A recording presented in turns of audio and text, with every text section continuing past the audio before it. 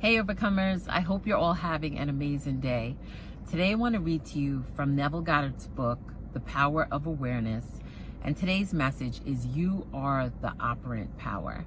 And that comes from Neville Goddard. Basically, you are the operant power. It's your thoughts, your beliefs, your assumptions that's creating your life. And once you learn to change that and you discipline your thoughts to the thing that you desire, it will start to show up. It will manifest in your reality. So in his book, in chapter 9, which is Preparing Your Place, it says, all is yours. Do not go seeking for that which you are. Appropriate it, claim it, assume it. Everything depends upon your concept of yourself. That which you do not claim as true of yourself cannot be realized by you.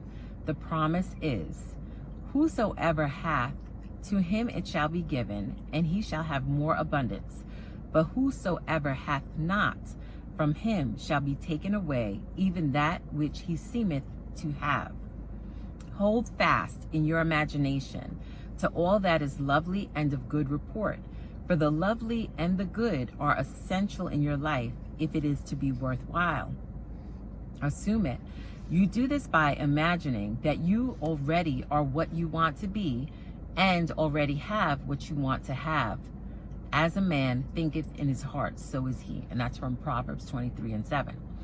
Be still and know that you are that which you desire to be, and you will never have to search for it.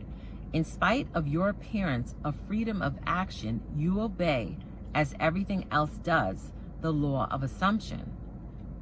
Whatever you may think of the question of free will, the truth is, your experiences throughout your life are determined by your assumptions, whether conscious or unconscious. An assumption builds a bridge of incidents that lead inevitably to the fulfillment of itself. Man believes the future to be the natural development of the past, but the law of assumption clearly shows that this is not the case. Your assumption places you psychologically where you are not physically. Then your senses pull you back from where you were psychologically to where you are physically. It is these psychological forward motions that produce your physical forward motions in time. Cognition permeates all the scriptures of the world. And then he reads the scripture, in my Father's house are many mansions. If it were not so, I would have told you. I go to prepare a place for you. And if I go and prepare a place for you, I will come again and receive you unto myself, that where I am, there you may be also. And now I have told you before it came to pass, that when it is come to pass, ye might believe. So I want to go back because I love how he writes here, whatever you may think of the question of free will, the truth is your experiences throughout your life are determined by your assumptions, whether conscious or unconscious. An assumption builds a bridge of incidents that lead inevitably to the fulfillment of itself. So basically, he's stating here that we have the free will to determine the direction of our lives. We have the free will to have the things we want, to do the things we want to do, to believe the grandest dream, to have the biggest vision, no matter what someone else may think about it. And he also says that our experiences that we have in our lives are based on our assumptions, whether they're conscious, whether we are aware of it, or whether it's unconscious, like at a subconscious level that we're not aware of it. And we know in science, it says that we think on average 60,000 to 70,000 thoughts. Some studies say higher. I believe it's higher, really 70,000, 80,000. It could be so many thoughts. But here's the thing. Our subconscious is really the thing that's driving your life, because the subconscious is like 90%. Our conscious waking mind is 10%. Like as I'm talking to you and as you are listening to this message, your body, your mind, everything, there's like your heart, you don't have to tell your heart what to do. It's doing its job on its own. Like our certain functions in our body, it's subconscious. It's the brain that's taking care of it. So in order to change your life, you must change your thoughts. Like we have to start to get aware of the things that we're thinking, because whatever you focus on the most, and I'm not saying like you got to worry about every single thought, because we have so many thoughts daily. And not every thought of yours is going to manifest. But the thoughts that will manifest are the ones that you are focused on the most.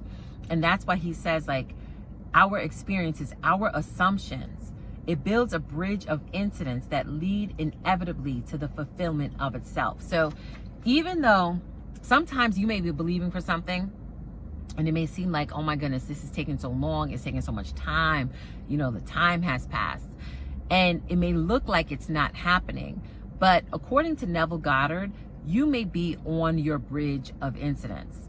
Like, there are things that are unfolding in the background. I always believe like God is rearranging and changing things in the background. There's so much stuff that's happening that we don't see with our finite eyes. We don't see or can conceive with our finite minds.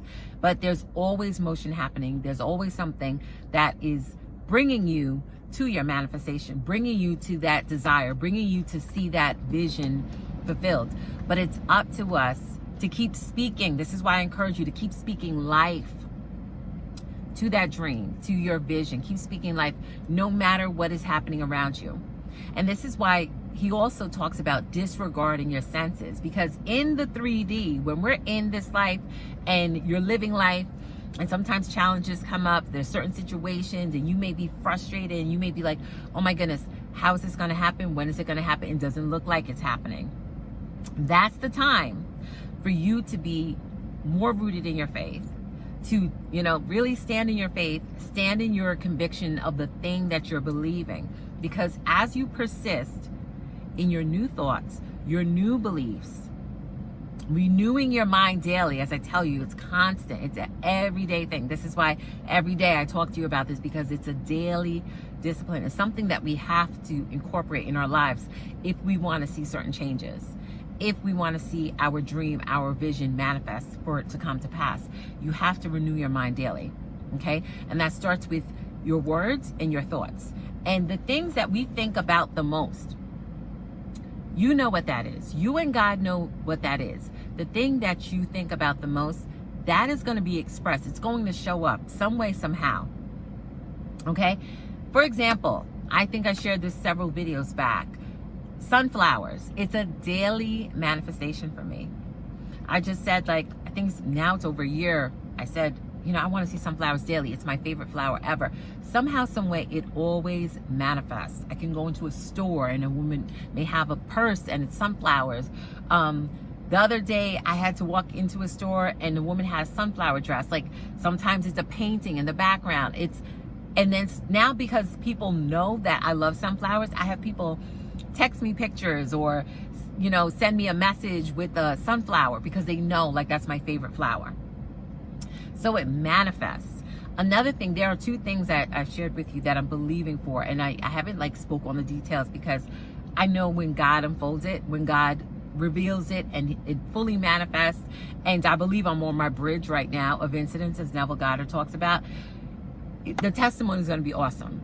But daily, I receive what Neville Goddard would call synchronicities on that thing.